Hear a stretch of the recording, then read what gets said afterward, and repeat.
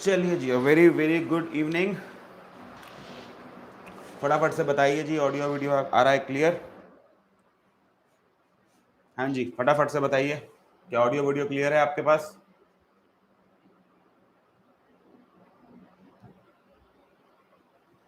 हाँ जी भैया, बताओ बताओ जल्दी जल्दी, audio video clear? Yes sir और यस सर। और चलिए जी, चलिए स्टार्ट करते हैं अपना सेशन। आज हम बात करने जा रहे हैं इस लेक्चर के अंदर the most important aspect of law exam, जिसमें ज्यादातर स्टूडेंट्स को प्रॉब्लम रहती है कि सर लॉ के आंसर लिखे कैसे जाएं। आपने इनफैक्ट फाउंडेशन की तो मैं क्या बात करूं, इवन इंटर लेवल तक जो स्टूडेंट जाता है उसकी प्रॉब्लम बरकरार रहती है कि सर लॉ के आंसर्स लिखे कैसे जाएं। तो इस पूरे सेशन के अंदर हम लोग प्रॉपर आंसर लिख के देखते हैं, दो चार क्वेश्चंस के, कि आंसर लिखे कैसे जाने होते हैं, प्रैक्टिकली किस किस सिनेरियो में किस किस तरह की लैंग्वेज यूज करनी होती है। आपका सेक्शन नंबर आता हो तो कैसी लैंग्वेज यूज करनी है, ना आता हो तो कैसी लैंग्वेज यूज करनी है, उस बारे में हम सब कुछ डिस्कस करने वाले हैं। चलिए जी, फटाफट से सारे के सारे ज्वाइन कर चुके हैं तो शुरू करते हैं।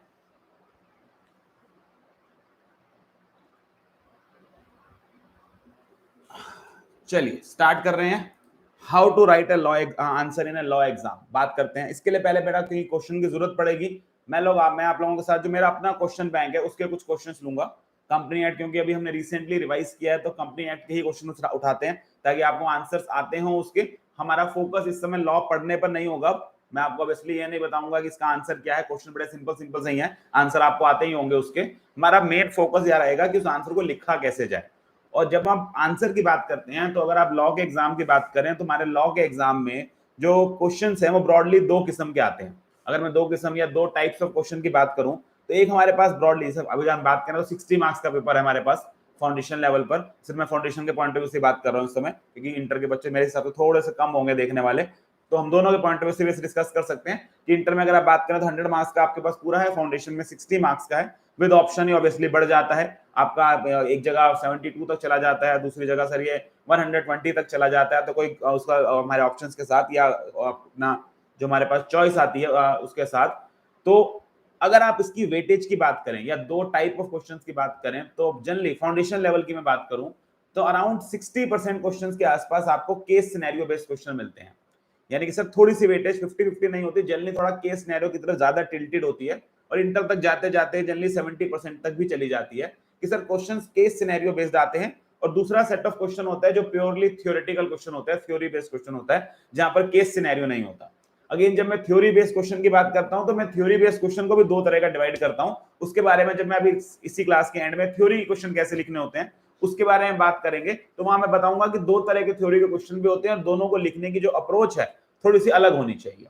तो पहले हम बात शुरू करते हैं अपने केस सिनेरियो बेस्ड क्वेश्चंस की। सर जो हमारे केस सिनेरियो बेस्ड क्वेश्चंस होते हैं, ये केस स्टडी बेस्ड क्वेश्चन बोल लीजिए, केस सिनेरियो बेस्ड क्वेश्चन दे लीजिए, ये कैसे लिखे जाते हैं, इनका आंसर कैसे लिखा जाता है। और जनरली प्रॉब्लम यहीं पर होती है कि सर हमें केस स्टडी बेस्ड क्वेश्चन लिखने नहीं आते।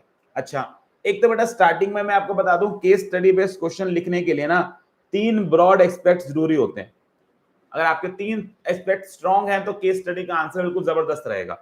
एक तो सर कंसेप्ट, ऑब्वियसली सर आप थ्योरी पूछ लो या आप केस स्टडी पूछ लो, जब तक कंसेप्ट क्लियर नहीं होगा, आपको आता ही नहीं होगा उसका आंसर, तो क्या कर लेगी प्रेजेंटेशन और क्या कर लेगी लैंग्वेज। तो सर प्रैक्टिकली हम बात करें तो पहला जो ऑब्वियसली स्ट्रांग पॉइंट होना चाहिए कंसेप्ट, और उसके ऊपर लगभग हर बच्चा काम करता है। मैं प्रैक्टिकली बात करूं, रियलिटी बात करूं तो हर बच्चा कंसेप्ट पे काम करता है। कोई भी लॉ को रट के जाने के एटीट्यूड से तो बैठा नहीं होता कि रट के चले जाएंगे और रट के काम चलता भी नहीं। ये तो सर हम अभी लॉ पढ़ के समझ ही चुके कि प्रैक्टिकली आपको इसके अंदर कंसेप्चुअल नॉलेज तो चाहिए ही चाहिए, लॉजिक चाहिए, हाँ कुछ हद तक रट्टाफिकेशन भी चाहिए कि आपको सेक्शन नंबर, सेक्शन की लैंग्वेज, केस के नाम, ये सब भी याद रखने पड़ेंगे। तो उस सबको मैंने कहा डाल दिया कि कंसेप्ट पता होना चाहिए। दूसरा सर, कंसेप्ट पता होने के बाद जो दूसरा एस्पेक्ट हमारे पास आता है वो होती है सर लैंग्वेज।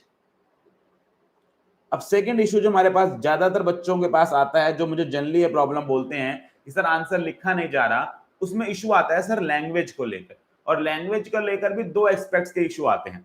एक कि सर लीगल इंग्लिश नहीं लिखी जा रही, कि लॉ की इंग्लिश ना थोड़ी सी मुश्किल होती है, सेक्शन की लैंग्वेज है, केस सिनेरियोस की लैंग्वेज, अपना केस स्टडीज की लैंग्वेज है, तो थोड़ा सा उसमें इशू आ रहा है कि कितना लिखें, कहां रुक जाएं। केस स्टडी में पूछा तो ये वाली बात है, क्या इतना सारा लिखना चाहिए, तो इस तरह के जल्दी डाउट आते हैं। तो ये तो हो गया कि लीगल इंग्लिश नहीं लिखी जा रही सर। और दूसरा बेटा इससे भी ज्यादा खतरनाक जो मेरे पास प्रॉब्लम आती है, सर इंग्लिश नहीं लिखी जा रही। अब बेटा इंग्लिश ही नहीं लिखी जा रही तो उसका प्रॉब्लम आपको सोल्यूशन आपको लॉ का टीचर तो नहीं दे पाएगा। तो आप उस सिनेरियो में इसलिए कहेंगे कि हाँ इंग्लिश वीक है, तो इस प्रॉब्लम की वजह से कि सर लैंग्वेज ही नहीं बन पाती, क्वेश्चन आता भी होता है, लैंग्वेज नहीं आ पा रही। एक तो होती है लीगल इंग्लिश नहीं आ रही, उसका सोल्यूशन तो चलो मैं आपको दे देता हूं कि लीगल इंग्लिश के लिए भैया केस सिनेरियो बेस्ड क्वेश्चन पढ़ो, आपको आइडिया लगेगा कितना लिखना होता है, क्या लैंग्वेज लिखनी होती है, क्या अपनी लैंग्वेज लिखी जा सकती है, अपनी लैंग्वेज किस हद तक की अपनी होनी चाहिए। ये ना हो कि अपनी लैंग्वेज के चक्कर में आप कंसेप्ट की ऐसी तैसी मार डालें। तो हमने कहा जी लीगल लैंग्वेज लिखते हैं, और आज हम लीगल लैंग्वेज ही लिखेंगे आंसर में, लेकिन अपनी लैंग्वेज लिखी है, जिसको आप अपनी लैंग्वेज बोलते हो। अपनी लैंग्वेज का ब्रॉडली आपका मतलब ये होता है कि सर जो किताब में लैंग्वेज लिखी हुई है जब वो नहीं होती, एनीथिंग माइनस किताब की लैंग्वेज इज अपनी लैंग्वेज। मेरा बेसिकली ये मानना है कि अगर किताब की लैंग्वेज नहीं लिखी जा रही तो वो अपनी लैंग्वेज है। तो अपनी लैंग्वेज में आंसर कैसे लिखा जाता है और किस तरह से एस्पेक्ट्स को टच किया जाता है, ये वाली बात यहाँ कवर करेंगे। और तीसरी सर, जब कंसेप्ट कवर हो जाता है, लैंग्वेज वाला पार्ट आता है, तो तीसरे नंबर पर आती है प्रेजेंटेशन। सर आंसर को लिखने का ना जनरली एक तरीका है कि केस सिनेरियो बेस्ड क्वेश्चन ना इस तरीके से लिखा जाता है, ये उसके अंदर एक तरह से फ्लो रहता है आंसर को लिखने का। तो तीनों चीजों के बारे में बात करते हैं। कंसेप्ट तो सर रिवीजन के अंदर हम कवर कर ही रहे हैं। लैंग्वेज का मैंने आपको बता दिया कि भैया देखो अगर तो लैंग्वेज में हाथ इंग्लिश में वीक है तो उस केस में फिर अनफॉर्चुनेटली इस समय तो आपके पास एक ही तरीका है कि सर हमें ना कुछ लाइनें हर टॉपिक की रटनी पड़ेंगी। मैं मानता हूं मुश्किल है, अब जिस बच्चे के बेटा लैंग्वेज अपनी है वो इंग्लिश में 8-10 लाइनें लिख सकता है, उसको तो इशू नहीं आएगा। लेकिन हाँ अगर वो इशू है कि हाथ इंग्लिश में टाइट है तो भैया देखो थोड़ा सा लैंग्वेज तो याद रखना पड़ेगा। मैं आपको झूठा दिलासा दूं कि नहीं नहीं चल जाएगी, टूटी फूटी इंग्लिश नहीं चलेगी। तो थोड़ी बहुत आपको हर टॉपिक की 2-4 लाइनें याद करनी पड़ेंगी, ये उनके लिए जिनको इंग्लिश की प्रॉब्लम आती है। तीसरा सर प्रेजेंटेशन पार्ट, हाँ ये लगभग हर बच्चे की प्रॉब्लम होती है कि सर आंसर लिखना कैसे होता है उसके ऊपर बात करो। तो फोकस इसके ऊपर रहेगा कि प्रेजेंटेशन कैसे की जाए आंसर की। आइए शुरू करते हैं। मैं आपको प्रॉपर एक आंसर लिखवाऊंगा, उसके लिए पहले मैं आपको क्वेश्चन दिखाता हूं। ये क्वेश्चन मेरे क्वेश्चन बैंक के हैं, जो स्टूडेंट्स एवीजे के हैं उनके पास तो क्वेश्चन बैंक होगा, जिन्होंने वैसे बाय किया हुआ है उनके पास भी क्वेश्चन बैंक होगा। बाकी स्टूडेंट्स यहां से क्वेश्चन देख सकते हैं, क्योंकि मेरा पर्पस इस समय उसका आंसर रीड करना नहीं है, मेरा पर्पस एक क्वेश्चन आपके सामने रखकर उसका आंसर कैसे लिखा जाता है उसके बारे में बात करना है। तो ये हम आए हैं अपने क्वेश्चन बैंक के क्वेश्चन नंबर 8 के ऊपर, जो कि एक होल्डिंग और सब्सिडरी कंपनी के कंसेप्ट का क्वेश्चन है। जनरली एग्जाम के पॉइंट ऑफ व्यू से भी इंपॉर्टेंट है, वैसे इस तरह क्वेश्चन जनरली आता है पेपर में, लेकिन मेरा फोकस इस समय इंपॉर्टेंट क्वेश्चन कराना नहीं है, आंसर लिखवाना है कि आंसर कैसे लिखें। आइए क्वेश्चन रीड करते हैं। The paid up share capital of AVS Private Limited is rupees 1 crore, consisting of 8 lakh equity shares of rupees 10 each, fully paid up, and 2 lakhs cumulative preference shares of rupees 10 each, fully paid up। तो जी AVS Private Limited की company है और उसका total share capital है 1 crore rupees, जिसके अंदर से 8 lakh equity shares हैं और रुपीस 10 ईच, यानी कि 80 लाख की इक्विटी शेयर कैपिटल है, फुली पेड अप है, और 2 लाख के क्यूमुलेटिव प्रेफरेंस शेयर्स हैं रुपीस 10 ईच, यानी कि बाकी बचे हुए 20 लाख आपके क्यूमुलेटिव प्रेफरेंस शेयर्स के थ्रू इसने रेज किए हैं। टोटल 1 करोड़ की कैपिटल है। उसके बाद दो कंपनियों के इसने नाम लिए, XYZ private limited and BCL private limited are holding 3 lakhs and 1.5 lakhs, यानी 1,50,000 equity shares respectively in AVS private limited. तो सर कहानी कुछ ऐसी है कि एक AVS प्राइवेट लिमिटेड है, इसके अंदर दो कंपनियां, कौन कौन सी कंपनी, XYZ प्राइवेट लिमिटेड और सर AVS प्राइवेट लिमिटेड। इसकी टोटल शेयर कैपिटल में जिसमें आपके पास 80 लाख की इक्विटी है, 20 लाख की प्रेफरेंस है, इसके अंदर X होल्ड करता है 3 लाख शेयर यानी कि 30 लाख, और सर AVS होल्ड करता है 1.5 लाख शेयर यानी कि 15 लाख रुपए। और आगे वो लिखता है XYZ private limited and BCL private limited, sorry मैंने गलत पढ़ा शायद, ये दूसरे का नाम हमारा है BCL प्राइवेट लिमिटेड। हाँ अब ठीक है, तो एक है XYZ लिमिटेड, दूसरा है BCL लिमिटेड, और ये 30 लाख होल्ड करता है, ये 15, और ये XYZ और BCL दोनों के दोनों सब्सिडरीज हैं TCR प्राइवेट लिमिटेड के। XYZ private limited and BCL private limited are subsidiaries of TCR private limited. With reference to the provisions of Companies Act 2013, examine whether AVS Private Limited is a subsidiary of TCR Private Limited। तो सीधा सा question कि क्या ये AVS TCR की subsidiary है या नहीं है। तो स्ट्रेट फॉरवर्ड क्वेश्चन है सर, एक TCR है जिसकी TSR है जिसकी दो सब्सिडरीज हैं XYZ और BCL। ये अपनी सब्सिडरीज के थ्रू AVS में 80 लाख की इक्विटी कैपिटल में से 45 लाख यानी कि 30 + 45 45 लाख की इक्विटी कैपिटल होल्ड करती है, more than 1/2 of voting power hold करती है, तो ऑब्वियसली इस केस में आपका जो एवीएस है वो टीसीआर का सब्सिडरी बन जाएगा। तो आंसर सब में आता है, आंसर में हमारा कोई इशू नहीं है। फोकस हमारा यहां पर रहेगा कि इस आंसर को लिखा कैसे जाए, क्या किस तरह से लैंग्वेज बनाई जाती है, किस तरह से आगे बात की जाती है, उसके बारे में यहां पर बात करते हैं। आइए शुरू करते हैं इसका आंसर लिखना।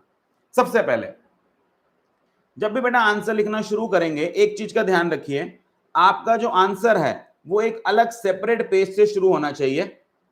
हाँ, आप अलग अलग पार्ट्स को भी अलग अलग पेज से शुरू करें तो बेटर है, लेकिन एक ही पार्ट के, चलो एक ही क्वेश्चन के 2 या 3 पार्ट हैं, वो फिर भी आप बीच पेज से शुरू करते हैं, चल जाएगा। कि मान लीजिए 2A यहाँ खत्म हुआ, यहीं से आपने 2B शुरू कर दिया, वो फिर भी एक्सेप्टेबल है। लेकिन अगर 2A 2B 2C करके है, सबको अलग अलग पेज पे अटेम्प्ट करें तो ज्यादा अच्छा रहेगा, ताकि एग्जामिनर को मिक्सिंग ना हो उसके अंदर। और दूसरा, सारे पार्ट्स एक क्वेश्चन के एक साथ अटेम्प्ट करिएगा। 2A कर रहे हैं तो उसके बाद अगर B और C पार्ट है तो 2B और 2C उसी के साथ करिएगा। आपने ऐसा बिल्कुल नहीं करना कि 2A आपका स्टार्टिंग में हुआ और 2B कहीं धक्के खा रहा है लास्ट में कि हाँ इसको हमने बाद में अटेम्प्ट कर लिया। This is not permissible. लेकिन ये बिल्कुल जरूरी नहीं होता कि आपको क्वेश्चन 1 ही पहले करना है, उसके चारों पार्ट, क्वेश्चन B ही पहले, 2 ही पहले करना है, 3 करना है, उसके बाद सीक्वेंस बदल सकते हैं आप क्वेश्चन की। लेकिन जिस भी क्वेश्चन को आप आगे या पीछे लेके जा रहे हैं, फिर उसको पूरा का पूरा आगे या पीछे लेके जाएं, सारे पार्ट्स इकट्ठे एक साथ अटेम्प्ट करें। तो टू दैट एक्सटेंट आपके पास लिबर्टी है कि आप क्वेश्चन नंबर अपने हिसाब से आगे पीछे कर सकते हैं। अच्छा, फिर जैसे ही आप आंसर की स्टार्ट करेंगे, आंसर की स्टार्ट में सबसे पहले आप क्या लिखेंगे, पेज के सेंटर के अंदर आंसर टू क्वेश्चन नंबर, जैसे हमारी बुक में था 8, मतलब आपके पेपर में जल्दी 8 तक नहीं जाता तो मैं रैंडम ले लेता हूं। Answer to question number 2B। तो मान लीजिए एक आपके क्वेश्चन में, आपके आंसर शीट में 2B नाम से क्वेश्चन था, तो answer to question number 2B, इस तरह से आप इसको स्टार्ट करेंगे। तो पहले आपका book centre of the page पर ये बात लिखी होनी चाहिए, ताकि क्वेश्चन नंबर को लेकर कोई गड़बड़ ना हो, एग्जामिनर को क्लियरली दिख रहा हो कि कौन सा क्वेश्चन अटेम्प्ट किया जा रहा है। उसके बाद अब जो मैं आपको प्रेजेंटेशन देने जा रहा हूं बेटा, इस प्रेजेंटेशन को जनरली मैं टाइप 1 प्रेजेंटेशन बोलता हूं। तो सर कितनी तरह की प्रेजेंटेशन है आपके पास आंसर लिखने की? बेटा 3 अलग अलग तरीके की प्रेजेंटेशन है, और वो 3 अलग अलग सिनेरियोज में यूज होती है। टाइप 1 जो प्रेजेंटेशन है, टाइप 1 जो आंसर लिखने का तरीका है, वो उन केसेस में इस्तेमाल किया जाएगा जहां आपको क्वेश्चन के अंदर परफेक्शन से आंसर आता है। परफेक्शन से मतलब सर मुझे उसका केस स्टडी, मुझे उसका सेक्शन का नंबर पता है, मुझे सेक्शन की लैंग्वेज आती है, मुझे कोई केस स्टडी है तो केस स्टडी का नाम आता है, और मुझे कंक्लूजन अच्छे से आता है। इसको मैं बोलता हूं आंसर का परफेक्शन से आना।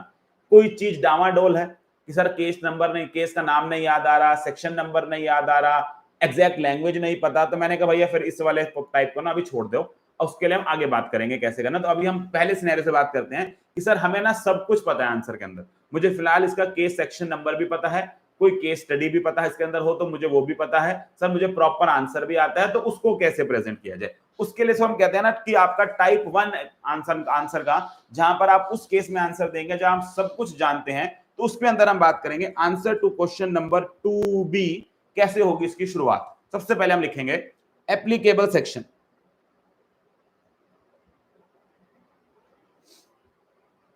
एप्लीकेबल सेक्शन, सेक्शन नंबर क्या है? ऑब्वियसली ये तब इस्तेमाल हो पाएगा जब सबसे सेक्शन नंबर आता होगा। तो applicable section, the given problem, मैं आपको एक केस स्टडी लिख के दिखा रहा हूं पूरी की पूरी, ताकि आप साथ साथ इसको नोट डाउन करें। तो सिर्फ देखने के लिए नहीं है, आपको साथ साथ लिखना है इसको। The applicable section, the given problem relates to, the given problem relates to section 2 clause 87 of Companies Act 2013, of Companies Act 2013, which defines a subsidiary company। मैंने कहा जी जो आपने ये क्वेश्चन पूछा है एग्जामिनर ने, ये क्वेश्चन सबसे पहले मैं इसको क्या बताया जी, लो जी मेरी तरफ से सेक्शन नंबर रखो जिस सेक्शन नंबर से क्वेश्चन आया है। तो the given problem relates to section 2 clause 87 of companies act 2013 which defines a subsidiary company. अच्छा बेटा, जब आप एक्ट का नाम लिखते हैं ना, तो पहले अल्फाबेट इनके हमेशा कैपिटल रहते हैं, पर जनरली बच्चे क्या लिख करते हैं, कंपनीज एक्ट को ऐसे लिख देते हैं। ये गलत है, इसको ऐसे मत लिखा कीजिए, कंपनीज एक्ट का नाम हमेशा इस तरह से जाएगा, द कंपनीज एक्ट पूरा लिखे तो चलेगा, इतनी छूट चलो है, आप कंपनीज एक्ट 2013 में लिख देंगे चल जाएगा। The given problem relates to section 2 clause 87 of companies act 2013 which defines a subsidiary company. उसके बाद नेक्स्ट सर आपने सेक्शन नंबर दे दिया, आप क्या करेंगे, नेक्स्ट पार्ट हम लिखेंगे लीगल प्रोविजंस। लीगल प्रोविजंस या इसको दूसरे नाम से जाना जाता है provisions of law. Legal provisions या प्रोविजंस ऑफ लॉ, आप कोई भी हेडिंग डाल सकते हैं, लीगल प्रोविजंस या प्रोविजंस ऑफ लॉ। अब सर जो ऊपर 2 क्लॉज 87 मैंने मेंशन किया ना, अब उसका कंटेंट बताते हैं। तो हमने क्या लिखा जी, according to section 2 clause 87 a subsidiary in relation to another company means,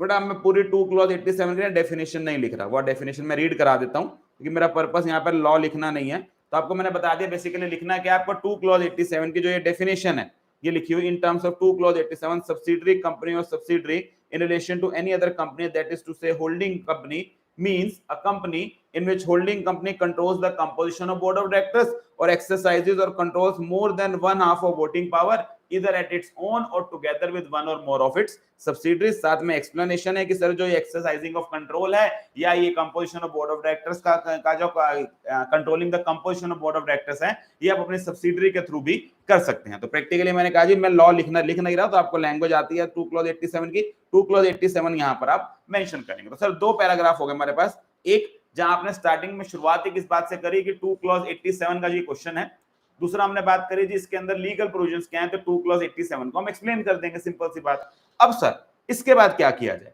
तो आपने सेक्शन नंबर बता दिया, उसका प्रोविजन बता दिया। अब आ जाता है बेटा तीसरा पार्ट जहां हम बात करेंगे facts of the case and its analysis. Facts of the case and its analysis, तीसरा पैराग्राफ जो हमारे इसके अंदर बनेगा कि आपके फैक्ट्स ऑफ द केस क्या हैं, और एक बार आप अपने जो केस स्टडी दी हुई है उसकी स्टोरी को यहां लिखते हुए उसको लॉ के साथ जोड़ेंगे। जो हमने ऊपर ये लॉ लिखा ना, इस लॉ को जो हमारे पास सिनेरियो दिया गया है, जो केस स्टडी दी गई है, उस केस स्टडी के साथ जोड़ेंगे। उसके लिए हमने हेडिंग क्या दी, facts of the case and its analysis. अब यहां क्या लिखते हैं बेटा, यहां अपनी लैंग्वेज सबसे ज्यादा इस्तेमाल होती है, जहां पर आप कह सकते हैं ना कि आपको खुद लैंग्वेज इस्तेमाल करनी पड़ती है, वो लैंग्वेज यहां पर इस्तेमाल की जाती है। क्या लिखा जाएगा, हम लिखेंगे इन द गिवन केस। अच्छा अब पहले यहीं पे बात कर लेते हैं, इन द गिवन केस मतलब जल्दी बच्चा क्या लिखता है बेटा किताबों में, क्योंकि वो लैंग्वेज लिखी होती है। इन द अबाउ केस, बेटा इन द अबाउ केस ना किताबों में अच्छा लगा हुआ अच्छा लगता है, क्योंकि वहां ऊपर क्वेश्चन होता है और नीचे उसका आंसर होता है, तो वो लिख देते हैं इन द अबाउ केस, जो आपको केस में क्वेश्चन में दिया गया उसका आंसर ही होगा। अब बच्चा इतना ज्यादा रट लेता है इन द अबाउ केस को, वो पेपर के आंसर में लिखा जाता है इन द अबाउ केस। अब मुझे एक चीज बताओ, तुम्हारे आंसर शीट के अंदर अबाउ में कौन सा केस सिनेरियो लिखा हुआ है जो तुम इन द अबाउ केस लिख रहे हो? मैं आज भी टेस्ट चेक करता हूं, इंटर के बच्चों के टेस्ट चेक करता हूं, वो भी क्या लिखते हैं, in the above case. In the above case नहीं लिखना, क्या लिखना है, इन द गिवन केस। जो क्वेश्चन पेपर में दिया हुआ है आपका क्या लिखेंगे, इन द गिवन केस, या इससे बेटा अच्छा शब्द होता है in the instant case. Instant case means जो आपने हमें क्वेश्चन में दिया है, तो गिवन केस से भी बेटर लैंग्वेज क्या होती है, इन द इंस्टेंट केस। आगे आप स्टोरी सुनाएंगे, उसको छोटे से छोटे रखने की कोशिश करेंगे, क्योंकि इसके ज्यादा मार्क्स मिलते नहीं है कि आपने फैक्ट्स को एज इट इज रिप्रोड्यूस कर दिया, तो टाइम की कमी होती है, तो ज्यादा फैक्ट्स को रिप्रोड्यूस नहीं करना कि पूरा का पूरा क्वेश्चन दोबारा उतार दिया फैक्ट्स के अंदर। तो इन द गिवन केस हमने क्या लिखा, XYZ private limited and BCL private limited in given case XYZ Private Limited and BCL Private Limited hold 3 lakh and 1.5 lakh equity shares of AVS Private Limited. In the given case या in the instant case, XYZ Private Limited and BCL Private Limited hold 3 lakh and 1.5 lakh equity shares of AVS Private Limited respectively. मैंने कहा जी तो आपकी ये दो कंपनियां हैं XYZ और BCL, हमने ऊपर उसका केस बना लिया था, इस तरह की कोई कहानी थी। इस तरह XYZ और BCL 3 लाख और 1.5, मैं नंबर में बात कर रहा हूं, वैल्यू में नहीं, 3 लाख और 1.5 लाख शेयर्स होल्ड करती हैं किसके, अपना AVS प्राइवेट लिमिटेड के रेस्पेक्टिवली, यानी कि जो आपकी XYZ है वो 3 लाख होल्ड करती है और BCL 1.5 लाख होल्ड करती है। दिस अमाउंट्स टू, आप देखेंगे मैं बिल्कुल अपनी लैंग्वेज यूज कर रहा हूं, this amounts to more than 1/2 of, this amounts to more than 1/2 of total equity share capital, this amounts to more than 1/2 of total equity share capital of AVS Private Limited.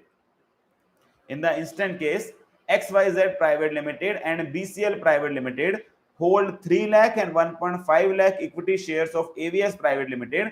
This amounts to more than 1/2 of total equity share capital of AVS Private Limited. Bracket में बता देता हूं कि जब मैं total equity share capital की बात कर रहा हूं उसको लिखूंगा that is 8 lakh shares of ₹10 each.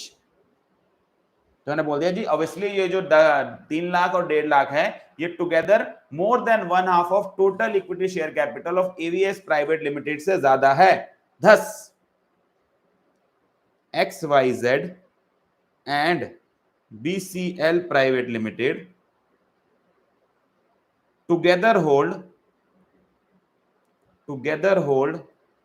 more than 1/2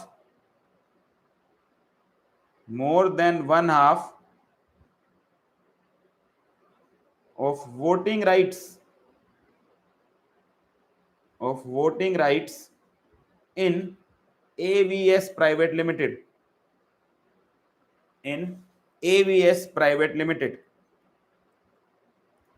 हमने कहा जी इसके बेसिस पे मैंने क्या निकाला इस एनालिसिस कि सर XYZ और BCL 3 लाख और 1.5 lakh equity shares respectively hold करते हैं AVS प्राइवेट लिमिटेड में। ये मोर than 1/2 of total equity share capital है AVS प्राइवेट लिमिटेड की।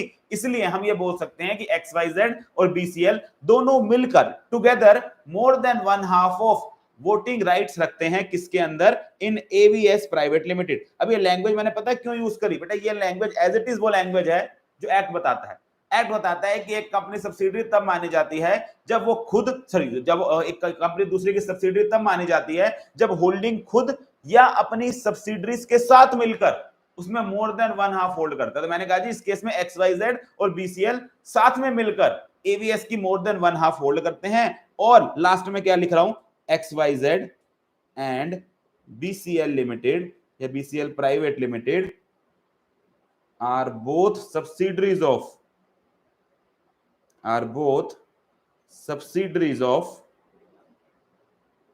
TSR private limited. और ये दोनों किसकी सब्सिडरीज हैं, TSR प्राइवेट लिमिटेड की। इसलिए हमने क्या कहा जी, जो आपकी TSR प्राइवेट लिमिटेड है ये अपनी सब्सिडरीज के through more than 1/2 of voting power control करती है किसकी, AVS प्राइवेट लिमिटेड की। इसलिए मैंने क्या लिखा, thus TSR private limited through its subsidiaries, TSR Private Limited through its subsidiaries exercises or controls more than 1/2 of total voting power, more than 1/2 of total voting power of AVS private limited. तो अब देखेंगे बेटा कितना लंबा चौड़ा analysis का section बनाया। अब जनरली बच्चे इतना लिखते नहीं और इसलिए नंबर कटते हैं। हमने कहा जी सबसे पहले हमने क्या लिखा, इन द इंस्टेंट केस जो XYZ है और BCL है ये 3 लाख और 1.5 लाख इक्विटी शेयर होल्ड करते हैं AVS प्राइवेट लिमिटेड में। ये मोर than 1/2 of total equity share capital है एवीएस प्राइवेट लिमिटेड का। अब जो XYZ BCL है, इसलिए हम बोल सकते हैं कि together more than 1/2 of voting rights रखते हैं एवीएस लिमिटेड में। और क्योंकि XYZ और BCL सब्सिडरीज हैं TSR लिमिटेड के, तो मैं ये कह सकता हूं कि TSR अपनी सब्सिडरीज के through more than 1/2 of voting power रखता है एवीएस प्राइवेट लिमिटेड के अंदर। और लास्ट बात, लास्ट पैराग्राफ, कंक्लूजन। अब इसके बेसिस पे मैं निकालूंगा conclusion. Conclusion, AVS Private Limited is a subsidiary of TSR Private Limited. AVS Private Limited is a subsidiary of TSR Private Limited as, मैं दोबारा से रीजन दे रहा हूं ताकि टीचर हमारा सबसे पहले कंक्लूजन पढ़ता है। जनरली जब केस स्टडी चेक की जाती है ना, सबसे पहले वो आपका कंक्लूजन पढ़ेगा, और अगर आपका कंक्लूजन ही गलत है ना तो हो गया काम। फिर आप अपने लॉ में जो मर्जी लिखते रहिए, जीरो ही आने वाले आपके उस क्वेश्चन में। बेटा पूरे जीरो, 6 नंबर का हो क्वेश्चन, 4 नंबर का हो, आंसर मार्क्स आएंगे जीरो अगर कंक्लूजन गलत है तो हमने कहा जी कंक्लूजन बड़ा इंपॉर्टेंट पार्ट होता है, जहां पर आपको बिल्कुल छोटे में इधर उधर की बातें किए बिना आपको ये बात लिखनी होगी कि इसका कंक्लूजन क्या है। तो AVS private limited is a subsidiary of TSR private limited as TSR private limited, मैं दोबारा से रीजन दे रहा हूं, as TSR private limited through its subsidiaries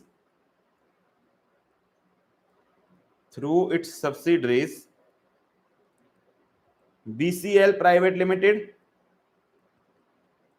and XYZ Private Limited through its subsidiaries BCL Private Limited and XYZ Private Limited exercises or controls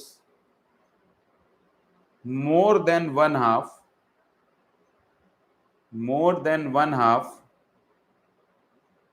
of total voting power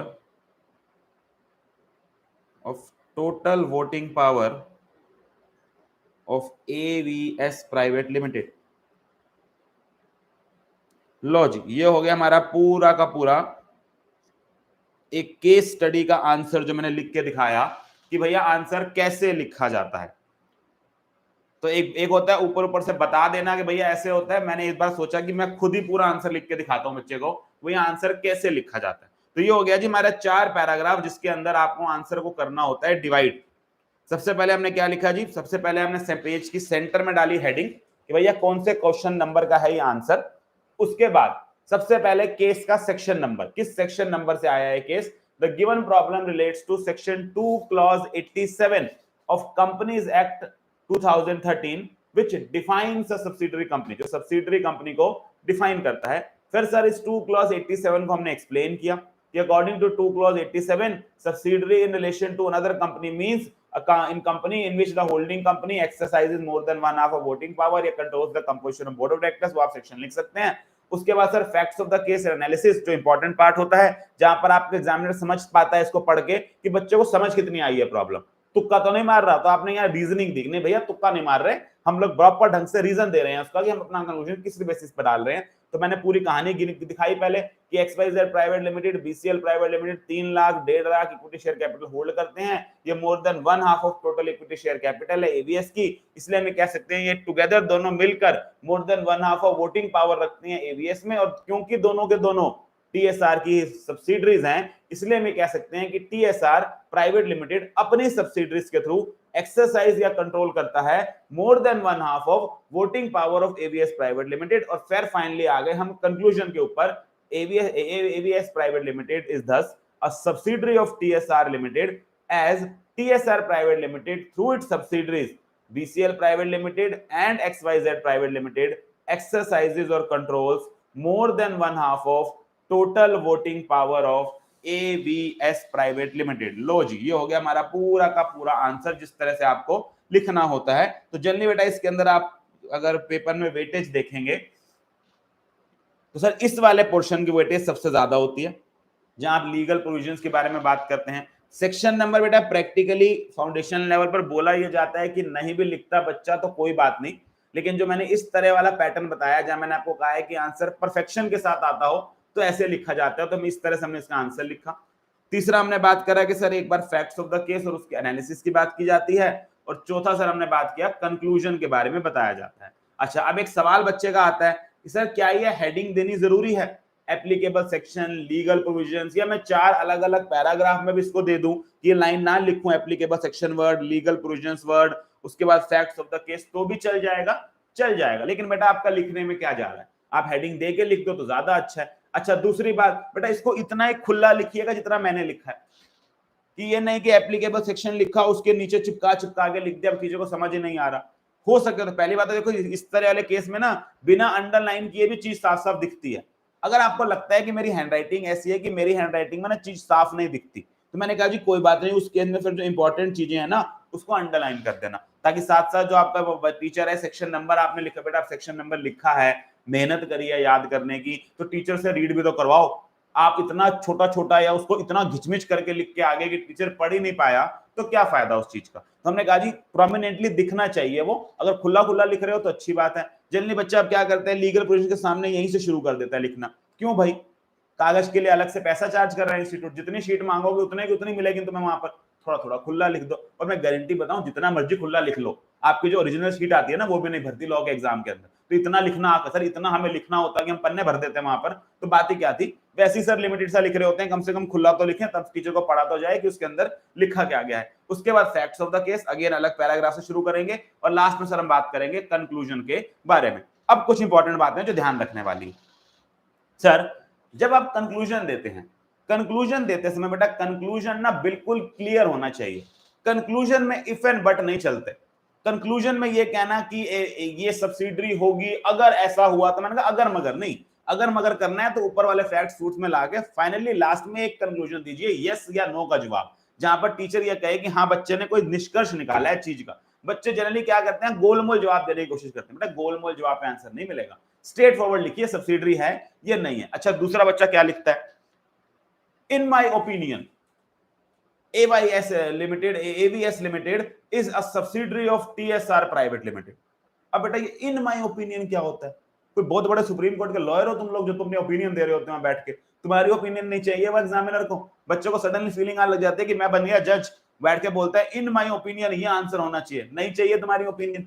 हमने कहा जी answer किस ना किस तरह के लैंग्वेज में होना चाहिए, कोई ओपिनियन ओपिनियन शब्द इस्तेमाल नहीं करना, इन our opinion, in my opinion, सीधा लैंग्वेज क्या होगा, एवीएस प्राइवेट लिमिटेड क्या है, सब्सिडरी है टीएसआर प्राइवेट लिमिटेड। तो इस तरह के शब्दों का इस्तेमाल नहीं करना कि इन माय ओपिनियन ये है, इन माय ओपिनियन वो है, ये ओपिनियन नहीं चलती होती पेपर के अंदर। तो ये गलतियां करते हैं बच्चे जनरली। मैंने जब शीट्स मंगवाता हूं, जो शीट बच्चे देखते हैं वो बच्चे ऐसे लिख के आए होते हैं, उनको 50 बार समझाया होता है कि ये नहीं लिखना, स्टिल ये हरकतें की होती हैं कि इन माय ओपिनियन कर रखा होता है वहां पर। तो इस तरह की बात नहीं रखी। सर इन माय ओपिनियन के अलावा क्या लिख सकते हैं, अभी अगले क्वेश्चन में बात करूंगा, उसमें हम जनरली लिख सकते हैं in the light of about stated law, in the light of given law, कि मैंने जो ऊपर लॉ एक्सप्लेन किया उसकी लाइट में मैं ये कंक्लूजन दे रहा हूं। लेकिन इन माय ओपिनियन कोई अच्छा शब्द नहीं है जो आप पेपर के अंदर दे सकते हैं आंसर लिखते समय। चलिए जी, ये हो गया आपका टाइप 1 का आंसर, जहां पर सर हमने ब्रॉडली बात करी कि किस तरह से आंसर लिखा जाता है। अगर आपको बढ़िया ढंग से सेक्शन नंबर आता है, लीगल प्रोविजंस आते हैं, प्रॉपर कंक्लूजन देके आंसर को कैसे तैयार किया जाता है। चलिए जी, यहां तक बताइए, किसी को कोई तकलीफ हो तो उसके हम उस पे पहले बात कर लें। अदरवाइज मैं बात कर रहा हूं अपने अगले पैटर्न की, अगला तरीका जिससे आंसर लिखा जाता है उन केसेस के केस में या उन जगहों पर जहां पर सर केस में ना सेक्शन नंबर होता ही नहीं है, यानी कि वो एक ऐसे टॉपिक से आया होता है क्वेश्चन जहां पर ना सेक्शन नंबर लिख ही नहीं सकते, या सर लिख तो सकते हैं हमें नहीं आता। दो केसेस हो सकते हैं जी, एक वो जहां पर केस नंबर या केस का नाम लिख ही नहीं सकते, सॉरी अपना सेक्शन नंबर लिख ही नहीं सकते क्योंकि वो किसी एक कंसेप्ट से आया है जिसका कोई सेक्शन नहीं होता। सर अब ऐसा कौन सा कंसेप्ट होता है लॉ में जिसका कोई सेक्शन नहीं होता, बेटा बड़े सारे कंसेप्ट हैं। Lifting of corporate wheel, separate legal entity, परपीचुअल succession पे क्वेश्चन आ जाए, उसके बाद मान लीजिए डॉक्ट्राइन ऑफ अल्ट्रा वायर्स पे क्वेश्चन आ जाए, इंडोर मैनेजमेंट पे क्वेश्चन आ जाए, कंस्ट्रक्टिव नोटिस पे क्वेश्चन आ जाए, कौन सा सेक्शन नंबर लिख के आओगे। तो सर फिर आपका ये वाला पैटर्न तो गया काम से, जहां आपने लिख दिया था आप सबसे ऊपर लिखेंगे एप्लीकेबल सेक्शन।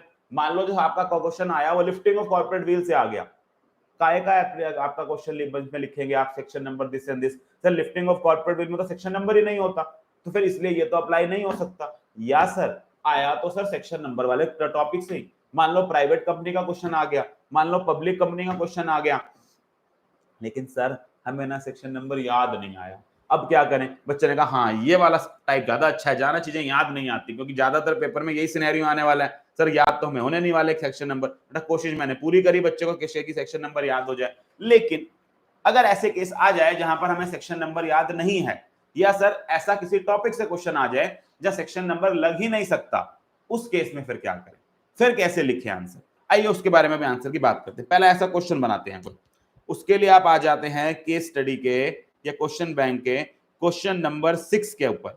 अब बेटा सारे क्वेश्चन तो मैं केस स्टडी के नहीं करा सकता क्वेश्चन बैंक में से, इस क्वेश्चन बैंक में अराउंड 200 केस स्टडीज हैं, सारे एक्ससी मिला के अराउंड 200 केस स्टडीज हैं विद प्रॉपर आंसर्स, प्रॉपर नीचे फॉर्मेट में आंसर्स लगे हुए हैं। थ्योरी क्वेश्चंस तो उससे भी कई ज्यादा दिए हुए हैं, तो अच्छा मोटा क्वेश्चन बैंक है जो मैंने अपने स्टूडेंट्स को दिया था। हाथ जोड़ के विनती है बेटा पढ़ लेना इस क्वेश्चन बैंक को, क्योंकि मैं आपको इतनी गारंटी दे सकता हूं, यूट्यूब पे लाइव बैठ के दे सकता हूं, 85 से 85% क्वेश्चंस इसी बुक से रिपीट होके आएंगे, क्योंकि इंस्टीट्यूट के पास नए क्वेश्चंस नहीं है। नए क्वेश्चंस क्या मतलब सारे मिलते जुलते क्वेश्चंस ही आएंगे, क्योंकि प्रैक्टिकली वो इतने क्वेश्चन पूछ चुके हैं आज तक कि क्वेश्चन इनसे मैच खाते हुए आते हैं। एक आधा क्वेश्चन, कोई 2 क्वेश्चन नए आ भी जाएं, इसलिए मैं कह रहा हूं 85% तो आएगा ही आएगा।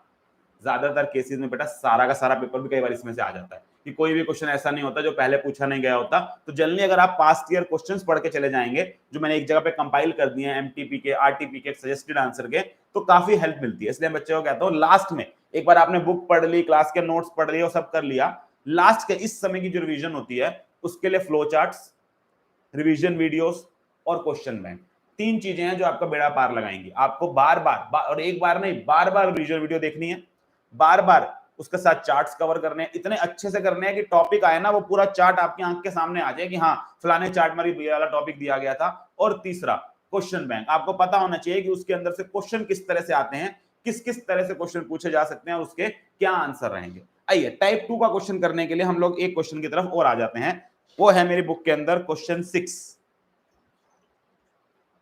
अब क्वेश्चन 6 क्या कहता है? क्वेश्चन 6 ने कहा जी, F an assessee was a wealthy man earning huge income by way of dividend and interest. XF an assessee was a wealthy man earning huge income by way of dividend and interest. He formed 3 private companies and agreed with each to hold a block of investment as agent for them. मैंने कहा जी उसने 3 कंपनियां बनाई और अपनी investment थोड़ी थोड़ी कर उन तीनों कंपनियों के अंदर बांट दी।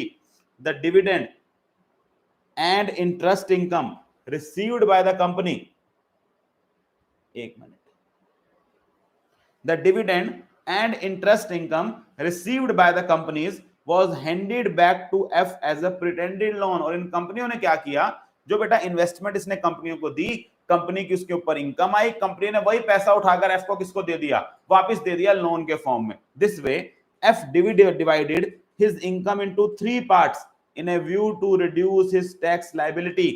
Decide for what purpose the 3 companies were established, whether the legal personality of all the 3 companies may be disregarded। बड़ा सिंपल सा क्वेश्चन, कौन से कंसेप्ट से आया है क्वेश्चन, फटाफट से कंसेप्ट बताएं, किस कंसेप्ट से आया है क्वेश्चन?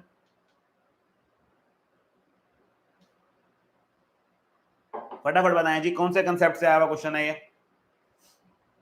क्या कोई सेक्शन नंबर लगता है इसके अंदर?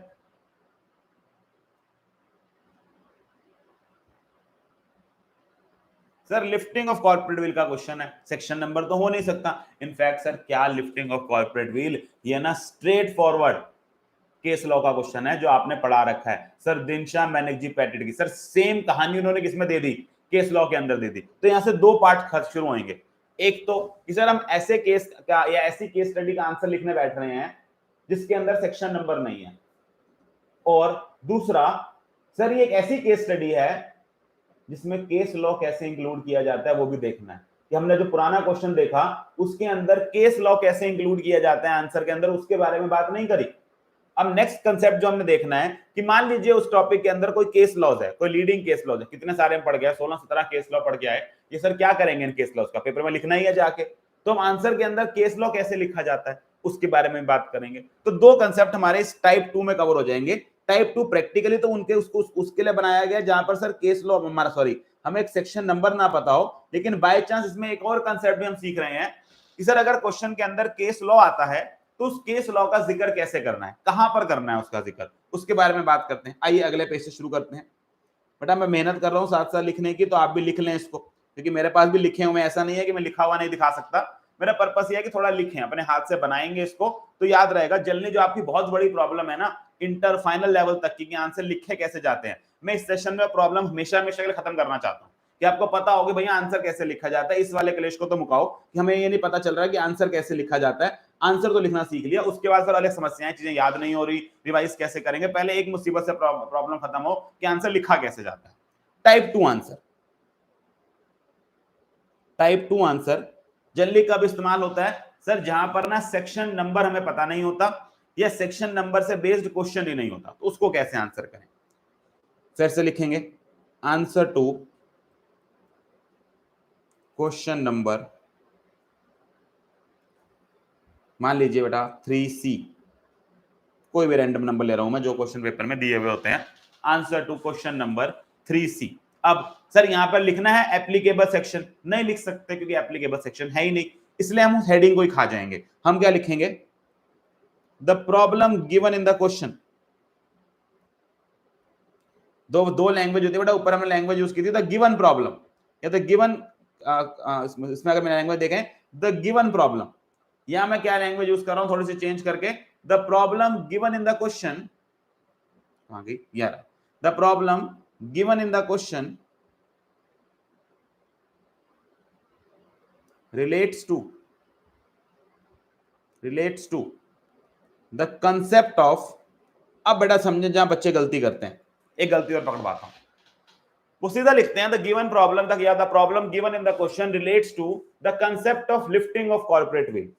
अब बेटा लिफ्टिंग ऑफ कॉर्पोरेट व्हील को अपने आप अकेला एक्सप्लेन करना एक अधूरी बात है। जब आप किसी एग्जामिनर को lifting of corporate wheel explain करने बैठते हैं ना, तो मुझे समझदारी से बताइए lifting of corporate wheel explain करने से पहले आपको क्या कंसेप्ट बताना पड़ेगा। लिफ्टिंग ऑफ कॉर्पोरेट व्हील बताने को किसी एग्जामिनर को बताने से पहले, या एग्जामिनर को छोड़िए, आप किसी को लिफ्टिंग ऑफ कॉर्पोरेट व्हील समझाने बैठेंगे, lifting of wheel corporate wheel पता होने से पहले उस व्यक्ति को कौन सा कंसेप्ट पता होना चाहिए कि उसको लिफ्टिंग ऑफ कॉर्पोरेट व्हील समझ आ जाए। क्या मैं डायरेक्टली आपको लिफ्टिंग ऑफ कॉर्पोरेट व्हील बताऊंगा तो आपको समझ आएगा कि लिफ्टिंग ऑफ कॉर्पोरेट व्हील क्या होता है? नहीं सर, पहले आपको हमें यह बताना पड़ेगा कि सेपरेट लीगल एंटिटी क्या होता है। आपको पहले वो कंसेप्ट बताना पड़ेगा और फिर आप बताएंगे कि सर सेपरेट लीगल एंटिटी का जब एक ऐसा सिनेरियो आता है कि जब उसका मिसयूज किया जा रहा होता है, तब लिफ्टिंग ऑफ कॉर्पोरेट व्हील नाम की जो कंसेप्ट है वो उठाया जाता है। तो सर यहाँ पर ब्रॉडली जब आप लिफ्टिंग ऑफ कॉर्पोरेट व्हील का आंसर करने बैठेंगे तो आपको दो कंसेप्ट बताने चाहिए इसके अंदर। तो हम क्या कहेंगे, the problem given in the question relates to the concept of separate legal entity, it relates to the concept of separate legal entity of the company. The given problem given in the question relates to the concept of separate legal entity of the company and lifting of corporate wheel and lifting of corporate wheel। तो मैंने कहा जी तो दो concept के मिलके बना हुआ है। The problem given in the question relates to the concept of separate legal entity of the company and lifting of corporate wheel. लो जी सर, जो आपने वहां पहला पैराग्राफ बनाया था ना लीगल प्रोविजंस वाला, वहां पर आपने इसको किससे रिप्लेस कर दिया, आपने कंसेप्ट का नाम लिख दिया।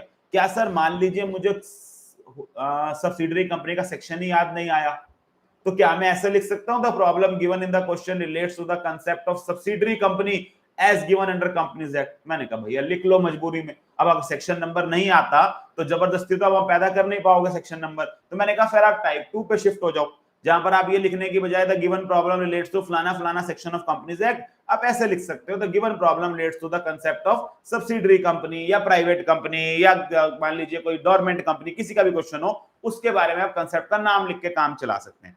बहुत अच्छा तरीका नहीं है क्योंकि सर सेक्शन नंबर लिखना चाहिए, लेकिन अब नहीं आता तो आंसर को तो अभी अच्छा तो बनाना है ना। तो सर एक तो इस तरह का क्वेश्चन हो गया जहां केस स्टडी का नाम ही है, जहां पर आप सेक्शन का नाम नंबर लिख ही नहीं सकते क्योंकि सेक्शन नंबर है ही नहीं। दूसरा तरीका वो है सर जहां पर आप कंसेप्ट पे बेस्ड क्वेश्चन होता है तो उसमें भी ये तरीका अपना सकते हैं।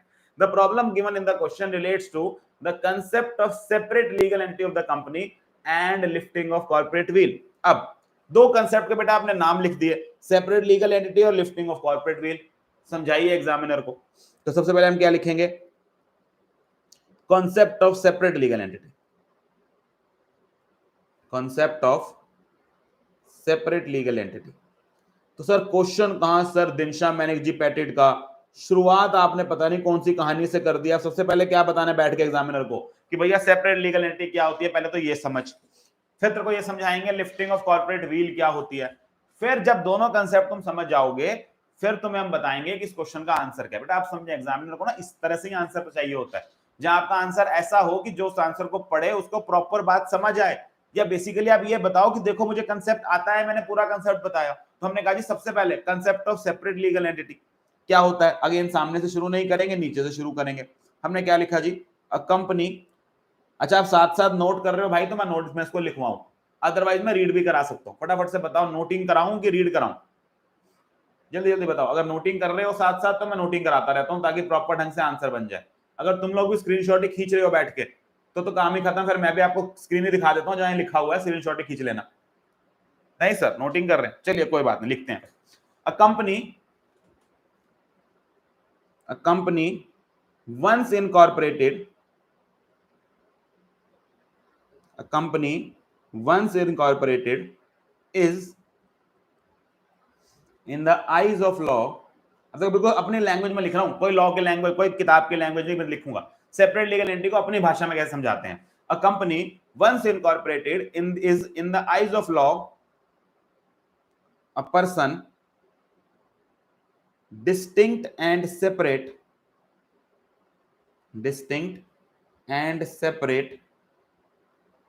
from its members।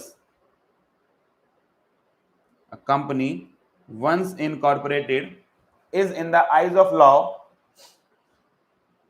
a person distinct and separate from its members, and therefore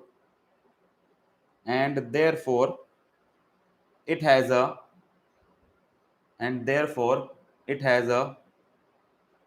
independent separate existence। Therefore it has an independent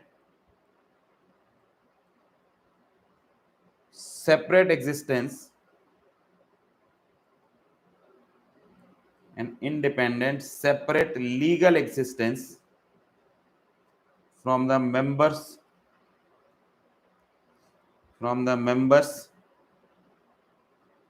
who have constituted it।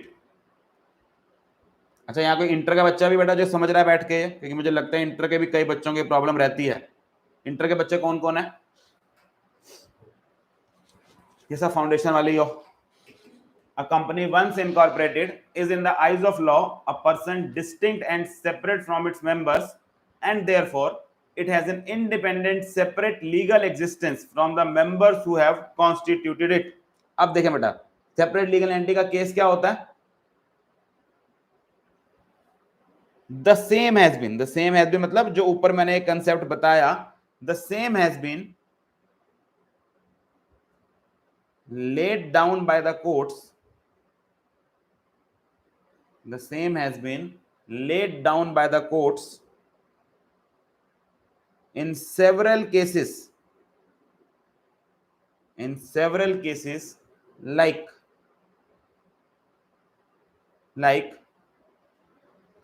Solomon and company, like Solomon versus Solomon and Company Limited, Lee versus Lee Air Farming Company Limited,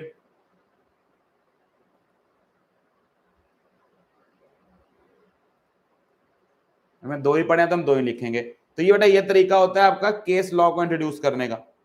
मैंने यहीं पर ही concept के साथ पहले concept बताया और नीचे क्या लिखा, the same has been laid down by the courts, यानी कि जो हमने बात लिखी है ऊपर, ये company once incorporated is in the eyes of law a person distinct and separate from its members and therefore it has a independent separate existence from members who have constituted it. ये same बात courts ने lay down करी है in Salomon versus Salomon and company and Lee versus Lee air farming company limited. हमने कहा जी दोनों case नाम जो हमें आते हैं दोनों सेपरेट लीगल एंटिटी में बता दिए उसको, तो दो केस ला कर मैं नाम भी डाल दिया यहाँ पर। अच्छा क्या सर मैं सोलोमन एंड सोलोमन की कहानी बताऊंगा, उसको जो एक जूता बनाने वाला बंदा था उसने अपनी कंपनी इसको बेच दी, उसको इतने पैसे मिले। बेटा कहानियां लिखने नहीं गए पेपर में, उनको लीगल लैंग्वेज, उनको लीगल प्रिंसिपल चाहिए। लीगल प्रिंसिपल हमने लिखा और हमने कहा जी सेम बात कोर्ट ने कहा ले डाउन करी हुई है Salomon versus Salomon and company limited में and Lee versus Lee air farming company limited के अंदर। अच्छा, उसके बाद नेक्स्ट बात हम क्या करेंगे, concept of, second concept, concept of lifting of corporate wheel, concept of lifting of corporate wheel. अभी लिफ्टिंग ऑफ कॉर्पोरेट व्हील का कंसेप्ट क्या होता है, हमने कहा जी सेपरेट लीगल कंसेप्ट बता दिया। अब आओ लिफ्टिंग ऑफ कॉर्पोरेट व्हील का कंसेप्ट समझाते हैं। दो दो अ कंपनी हैज अ दो a company has a separate legal entity from its members, though a company has a separate legal entity from its members, there are certain exceptional circumstances, there are certain exceptional circumstances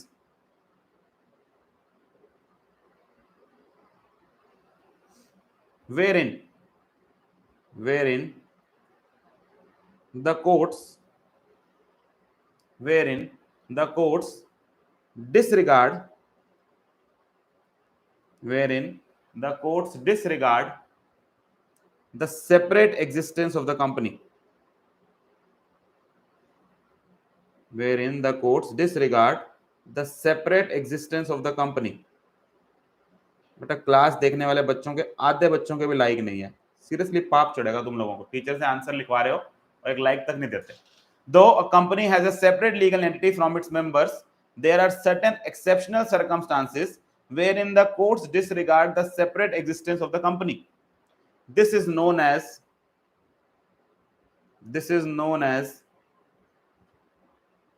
lifting of corporate wheel.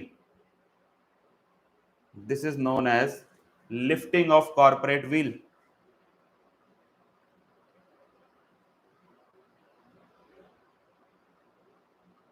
लो जी, हमने lifting of corporate का concept समझाया। Though a company has a separate legal entity from its members, there are certain exceptional circumstances wherein the courts disregard the separate existence of the company. This is known as lifting of corporate wheel. Sir इसके अंदर भी आगे कुछ लिख सकते हैं, बिल्कुल लिख सकते हैं। when the courts find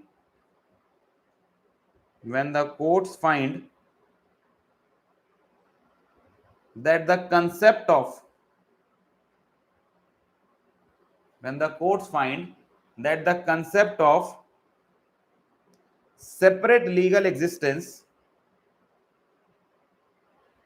that the concept of separate legal existence, that is corporate wheel, दोनों वर्ड हमने इकट्ठे यूज कर लिए, the concept of separate legal existence, that is corporate wheel, is being misused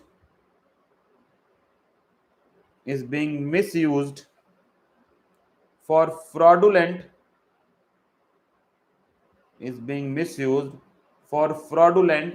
and illegal purposes. When the courts find that the concept of separate legal entity is being misused for fraudulent and illegal activities or purposes, it may ignore or disregard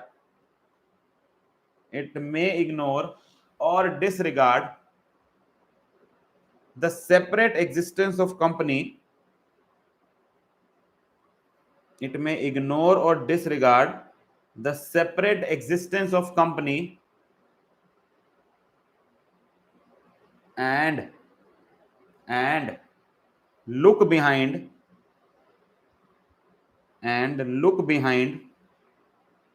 the corporate wheel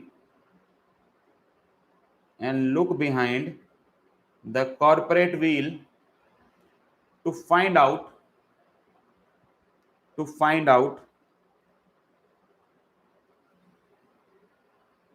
the persons the persons who have या the persons, इसको लिखे who control the management, to find out the persons who control the management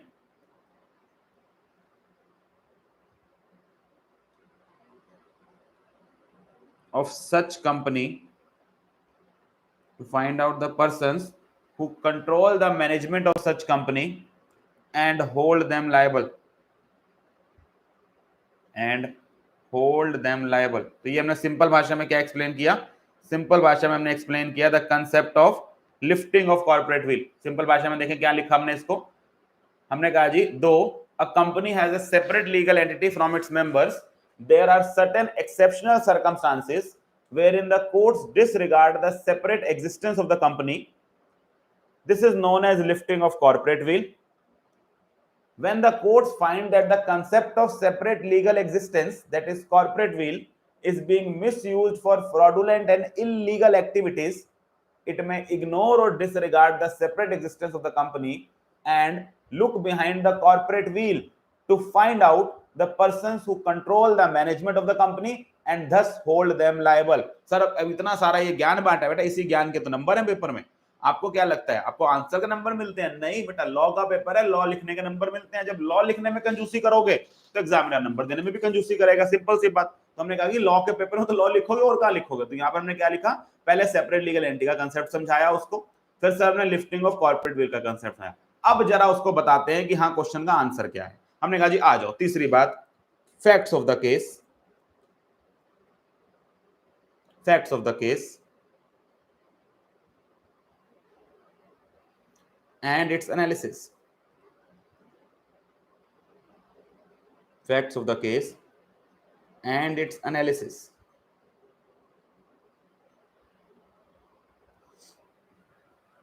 facts of the case and its analysis। फिर से language क्या होती है? in the instant case, in the instant case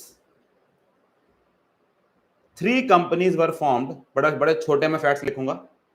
in the instant case three companies were formed, three companies were formed by Mr. F। in this case, in the instant case three companies were formed by Mr. F purely and simply, purely and simply as a means, as a means of avoiding tax, as a means of avoiding tax। in the instant case three companies were formed by Mr. F purely and simply as a means of avoiding tax by splitting up, by splitting up his income, by splitting up his income into three different parts।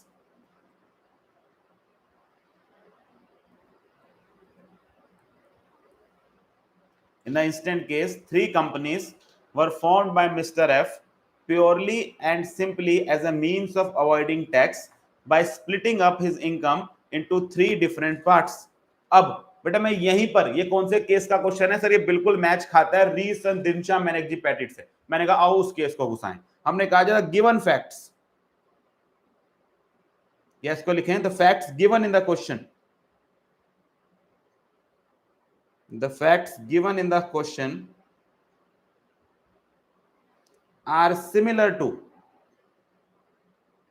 are similar to one decided by court of law, या decided by courts, या decided by court in re sir Dinsha Manekji Petit, are similar to one decided by court in re sir Dinsha Manekji Petit,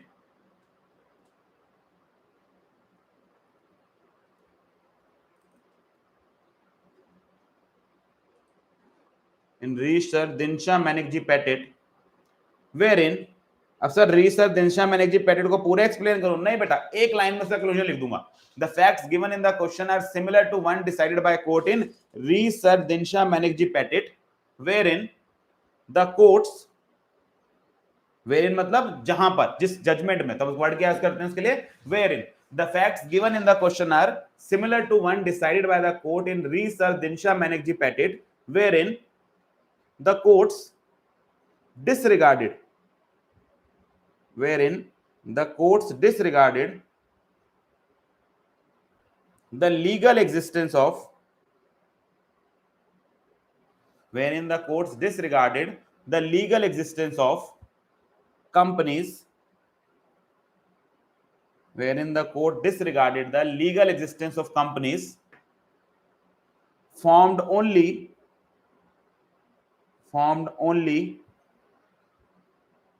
for the purpose of tax evasion.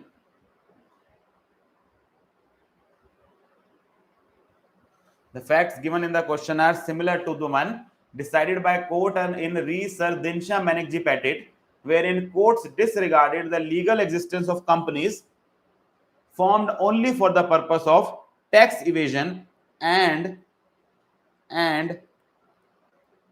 clubbed and taxed the entire income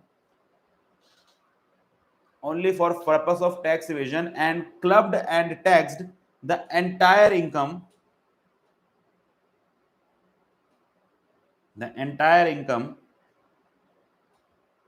in the hands of the assessee, in the hands of the assessee. assessee मतलब जिसकी tax की assessment नहीं, यानी कि जिसकी income calculate की जा रही है। लो जी, इतने से बात में हमने क्या किया? अब बेटा हमने यहां देखा कि मान लीजिए आपको जो केस आया है उसी की जजमेंट एग्जैक्ट पता है कि हाँ ये तो इस फैक्ट्स के केस हैं, तो उसको कैसे इन्वॉल्व करें, कैसे इंक्लूड करें? हमने कहा जी फैक्ट्स में जाइए, उस फैक्ट्स के अंदर पहले तो फैक्ट्स लिख दीजिए और फिर क्या लिखिए? The facts given in this question are similar to the one decided by the court in फलाना एंड फलाना केस, जिसको फिर एक लाइन में कंक्लूड कर दिया। मैंने क्या लिखा? Wherein the courts disregarded the legal existence of companies formed only for the purpose of tax evasion and clubbed and taxed the entire income in the hands of the assessee. अब sir आपने separate legal entity explain कर दिया, आपने lifting of corporate will explain कर दिया, आपने facts of the case explain कर दिए, लास्ट क्या रह गया? कंक्लूजन। Last part conclusion. अब इसमें क्या करें सर? हमने कहा जी इसमें क्या लिखा? अगेन लैंग्वेज देखें, इन view of the above stated law, in view of the above stated law। Sir ये वाली लाइन हम पहले वाले टाइप में भी लिख सकते हैं इन view of the above stated law. हमने डायरेक्टली लिख लिया था फलानी कंपनी इज अ सब्सिडरी, आप उसको ऐसे भी लिख सकते थे इन view of the above stated law. Sir अब यहां पर क्यों आप अबाउ स्टेटेड लिख रहे हो बेटा? क्योंकि यहाँ एक्चुअल में ऊपर लॉ लिखा हुआ सारा। हम क्या कह रहे हैं? इन view of the above stated law. तो ये इन माई ओपिनियन से 50 गुना अच्छी लाइन है कि आप क्या लिख रहे हो कि लॉ को देखते हुए जो ऊपर लॉ लिखा है उसके मद्देनजर ये फैसला है। आप ये नहीं कहोगे मेरी ओपिनियन में ये फैसला है। हमने कहा जी in view of the above stated law the legal personality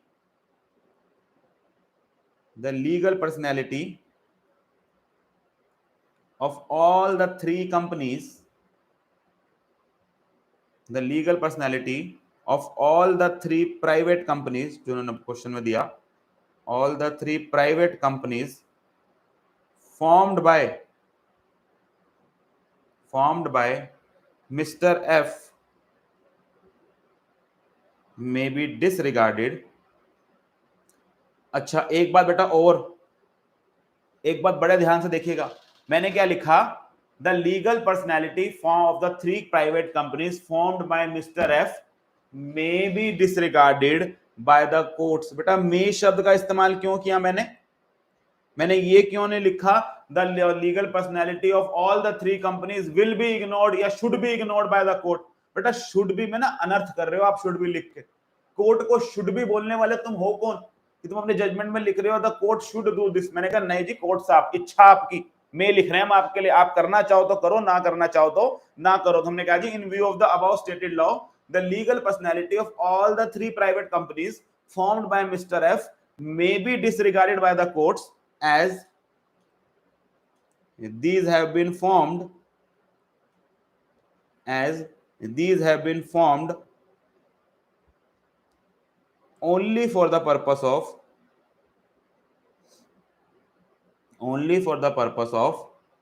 tax evasion. Sir ये लाइन आपने अलग से क्यों लिखी है अब नीचे कि दिस में बी डिसरिगार्डेड, बस मैं यही खत्म कर देता बाय द कोर्ट्स। आपने आगे ये क्यों लिखा as these have been formed only for the purpose of tax evasion? बेटा क्योंकि क्वेश्चन ने पूछा था। अब यही गलतियां आप करते हो पेपर में। उसने पूछ, देखो क्वेश्चन में क्या पूछा था, decide for what purpose the three companies were established, इसका जवाब भी तो देना था, तो मैंने वही दे दिया कंक्लूजन में। और फिर उसने किस लिखा, whether the legal personality of all the three companies can be disregarded. तो आप समझेंगे पहले उसको कंक्लूजन में इन दो सवालों के जवाब चाहिए। क्या इन दो सवालों के जवाब हमारे कंक्लूजन में हैं? हाँ बिल्कुल सर, क्लियरली लिखे हुए हैं कि the legal personality of all the three companies formed by mister F may be disregarded as these companies were formed only for the purpose of tax evasion. इसे कहते हैं बेटा प्रिसाइज आंसर देना। जो इंस्टीट्यूट ने पूछा, जो एग्जामिनर ने क्वेश्चन में पूछा, हमने वो दोनों सवाल एज इट इज उसको जवाब दिए कि भैया कर लो लीगल पर्सनैलिटी अवॉइड, क्योंकि इस केस में कंपनियां किसके लिए बनाई गई थी, टैक्स इवेजन के लिए बनाई गई थी। ठीक है जी, यहां तक बात समझ आई। हमने सेकंड टाइप खत्म किया जहां हमने बात करी कि ऐसे केसेस में क्वेश्चन कैसे लिखा जाए जहां पर आपको सेक्शन नंबर नहीं आता, या आप भूल गए, या सर फैक्ट्स ही ऐसे हैं जहां सेक्शन नंबर यूज ही नहीं किया जा सकता। और सेकेंडली सर हमने केस लॉ कैसे बीच में घुसाए जाते हैं आंसर के अंदर, उसके अंदर देखा। यहां पर हमने दिखाया जी, पहले हमने ऊपर फैक्ट लिख लिए, अपना या कहानी लिख ली सेपरेट लीगल एंटिटी की, फिर हमने बोल दिया the same has been laid down in several cases. ऐसे ही सर जब हम फैक्ट्स में आए, क्योंकि हमारे फैक्ट्स हूबहू मैच खा रहे थे, बिल्कुल सेम हो रहे थे, एज या ये कह लीजिए बिल्कुल एक जैसे थे विद रिस्पेक्ट टू जो क्वेश्चन दिया, जो रिसर्च दिनशा मैनेजी पैटेंट में दिया हुआ था। इसलिए जैसे ही हमने वहां फैक्ट्स लिखे केस के, उसी के नीचे लिख दिए the same has been, the facts given in the question are similar to one decided by the court in re Sir Dinshaw Maneckji Petit. और सर कंक्लूजन देते समय पहले तो हमने ये लाइन लिखनी सीखी, in view of the above stated law, या सर इसका एक सब्स्टिट्यूट होता है, इसको आप उसकी जगह आप क्या लिख सकते हैं, अगर ये लाइन नहीं लिख दी तो अलग अलग क्वेश्चन में अलग अलग यूज कर सकते हैं ना। इन लाइट ऑफ, दूसरा लिख सकते हैं in the light of above stated provisions of law. दूसरा से क्या वर्ड यूज किया, लाइन यूज की जाती है, in the light of above stated provisions of law. फिर आप आगे लिख सकते हो the legal personalities of all the three private companies may be ignored as they are disregarded by the court as they were formed only for the purpose of tax evasion। तो हमने दूसरा तरीका देखा जहां पे मैंने कई तरह की लैंग्वेजेस आपसे बात करी कि किस किस तरह से आंसर लिखा जा सकता है। चलिए जी बेटा, अभी आज मैं यही रुकूंगा, मैं दो ही तरीके बताऊंगा आज आपको, अभी दो तरीके आपके थोड़ा सा सेट हो जाए दिमाग में। नेक्स्ट क्लास में हम एक तरीका और देखेंगे आंसर लिखने का, इनफैक्ट दो तरीके और देखेंगे। एक तरीके में मैं आपसे बात करूंगा जहां पर हम लोगों ने एक से ज्यादा सेक्शन का जिक्र करना हो। अभी तक हम लोगों ने वो देखा जहां एक सेक्शन का जिक्र करना है, ये सेक्शन का जिक्र ही नहीं करना है, एक फैक्ट पे क्वेश्चन है। तीसरा एक सिनेरियो हम देखेंगे जहां पे सर क्वेश्चन ना कई बार एक सेक्शन से नहीं आता। जनरली बेटा कंपनी में ऐसा कम होता है, जब आप partnership sales of goods act पढ़ते हैं ना, तो कई सारे जगहों से मिलकर क्वेश्चन आता है। पहले आपको बताना पड़ता है वो चीज गुड्स है भी कि नहीं है, फिर आपको बताना पड़ता है प्रॉपर्टी कैसे ट्रांसफर होती है, फिर आपको बताना पड़ता है इस केस में प्रॉपर्टी ट्रांसफर हुई कि नहीं हुई। तो कई सारे सेक्शनों का मिलजुल के क्वेश्चन आ जाता है। तो सर उसके अंदर फिर सेक्शंस कैसे मेंशन करेंगे, उसके अंदर बात करेंगे। दूसरा मैं एक आपको तरीका और बताऊंगा जहां पर केस लॉ कई बार ना फैक्ट्स में ना देकर केस लॉ का जिक्र ना कंक्लूजन में किया जाता है। तो वो एक टाइप ऑफ आंसर पढ़ेंगे कि उसके उस तरह का आंसर कैसे लिखा जाता है। तो सारा कुछ एक ही साथ इंट्रोड्यूस नहीं करना चाहता, क्योंकि धीरे धीरे चीज दिमाग में घुसनी चाहिए। तो आज हमने ब्रॉडली दो तरह के दो टाइप्स ऑफ क्वेश्चन कवर कर लिए। एक सर जहां हमें परफेक्टली क्वेश्चन आता है, सेक्शन आता है, केस लॉ आता है, सब कुछ करके टाइप 1 वाला आंसर लिखेंगे। या दूसरा क्वेश्चन ऐसा आ गया जहां सेक्शन नहीं आता, या सर सेक्शन है ही नहीं, तो इस वाले तरीके से लिख लेंगे। बाकी सर और बाकी आने वाले तरीके हैं, उसको हम आने वाली क्लासेस के अंदर कवर करेंगे। ठीक है जी, चलिए आज यहीं रुकेंगे। हम लोगों ने दो कर लिए क्वेश्चन, बाकी मैं आपको केस सिनेरियो बेस्ड क्वेश्चन दो और नेक्स्ट क्लास में प्रैक्टिस करा दूंगा। उसके बाद जनरली कोशिश करेंगे कि एक बार जो आपका कंपनी लॉ का क्वेश्चन बैंक है ऊपर ऊपर से थोड़ा सा देख ले कि किस किस तरह के इंपॉर्टेंट क्वेश्चन बनते हैं, और उसको ये कंप्लीट करने के बाद हम लोग अपने नेक्स्ट एड की तरफ मूव कर जाएंगे। चलिए जी, यहां रुकते हैं हम अपना ये वाला पार्ट जहां हम बात कर रहे थे how to write law answers, इसको यहीं कंप्लीट करते हैं। कोई डाउट हो आप लोगों का तो बताइए मुझे, यहां तक कोई प्रॉब्लम आई हो तो फटाफट से बता दीजिए, कुछ समझ ना आया हो तो। अदरवाइज हम नेक्स्ट क्लास के अंदर इसको कंटिन्यू करेंगे। क्लास पसंद आई हो, कुछ गेनफुल लगा हो तो प्लीज शेयर कीजिएगा अपने फ्रेंड्स के साथ, लाइक जरूर कीजिएगा क्लास को। हाँ जी, किसी तरह की कोई समस्या, किसी तरह का कोई डाउट?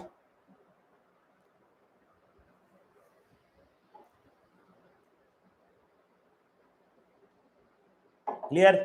चलिए जी, आज सर क्वेश्चन नंबर हमें दे दीजिए खुद करने के लिए। क्वेश्चन दूं आप लोगों को करने के लिए?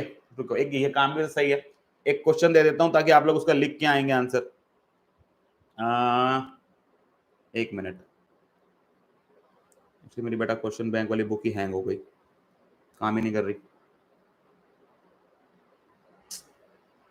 चल पड़ी।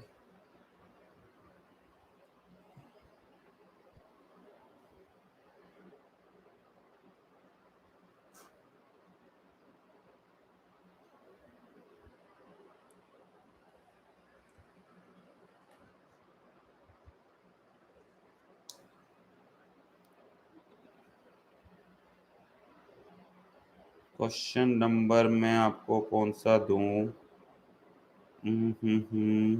हाँ, ये कर लो, 31 नंबर क्वेश्चन। इसका आंसर आप लिखेंगे नेक्स्ट क्लास के अंदर। पहले या तो आप ऐसा करिए, जितने बच्चे भी देख रहे हैं, व्हाट्सएप नंबर आप लोगों का मेरे पास है ही, इसके ऊपर इसका आंसर लिख के भेजिएगा, ताकि मैं एक बार पहले चेक भी कर पाऊं, देख भी पाऊं कि कितने बच्चों को ढंग से लिखने आया। 9971955265, इसके ऊपर आप व्हाट्सएप कर सकते हो। तो आप इस वाले क्वेश्चन का आंसर जो मैंने आपके सामने स्क्रीन पर रखा है, Flora Fauna limited was registered as a public company, there are 230 members in the company as noted below. Directors and relatives हैं 190, एम्प्लॉइज है 15, एक्स एम्प्लॉइज हैं 10, 5 कपल्स हैं जिनके पास 10 शेयर हैं, अदर्स हैं 5।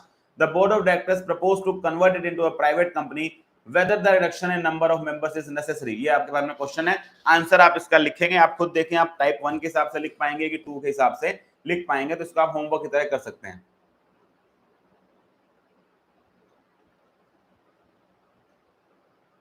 सर गलत सेक्शन लिखने के मार्क्स कटते हैं? बिल्कुल जी, गलत सेक्शन लिखने के मार्क्स कटते हैं, गलत सेक्शन नंबर नहीं लिखना है।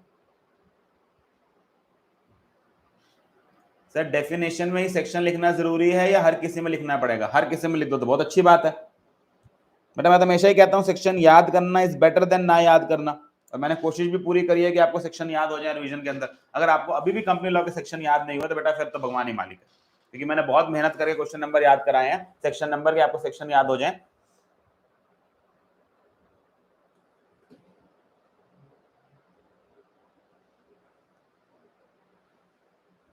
सर टेस्ट कब होगा? टेस्ट बता देता हूं भैया, मोस्ट प्रोबेबली इस वीकेंड तक ही होगा।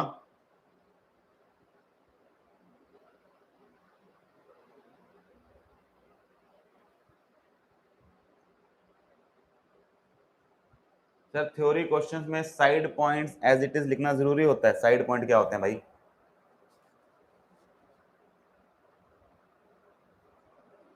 What are side points?